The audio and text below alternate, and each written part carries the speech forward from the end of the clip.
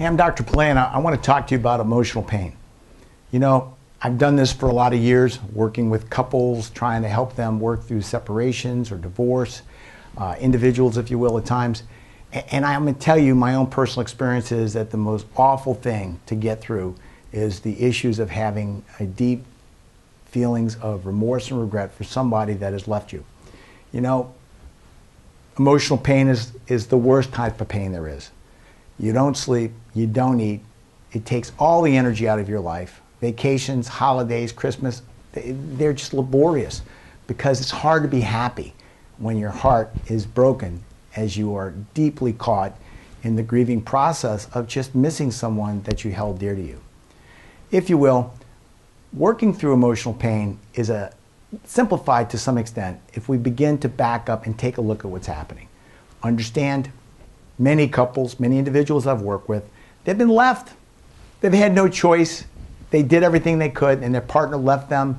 And for whatever the energy they put into this relationship surviving, it was lost when their partner just left. So a simple thing to say to yourself is, for all of my efforts, for all that I've tried, my partner's decision to leave me is their decision, and I can't change someone against their will.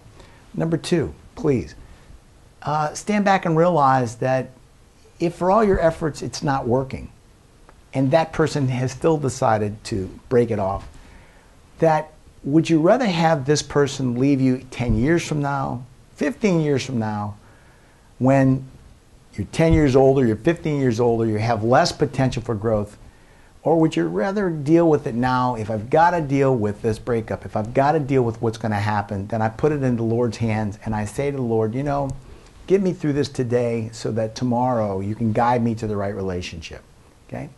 And if you will, you know, relationships are a choice. And typically when we meet someone that we find ourselves bonding to, falling for, typically it's because inside of us was an empty place and we had a longing desire to fill that emptiness with someone.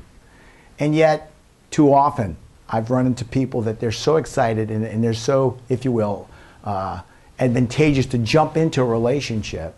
What happens is they're in a relationship not with the person that they're dating or courting, but with the person that they thought they were dating or courting. In other words, I didn't fall in love with you for who you are. I fell in love for who I thought you were or could be. It's epidemic. I see a lot of it where the person says, you know, I'm here, I'm the right person for you. You come from a terrible background, but you know what? I can help you change. I can help you modify yourself so that we fit together better. But think about what I've said. I bought into this other relationship, not for what it was, but what it could be. And with that, I brought with it a certain amount of anticipated issues and problems that typically don't work out well. Process this information. Look forward, not back. Get your eyes out the rearview mirror. Take an inventory of what the relationship was. Separate yourself, if you will, by recognizing your wishfulness versus the reality of where it is, and then start realizing or reflecting to yourself, you know, for all my efforts, if it's not going to work, let it end now when I have an opportunity and I've learned some lessons to start a new relationship and get me into the right direction. Again, I hope this has been a help to you. Thank you. I'm Dr. Pillay.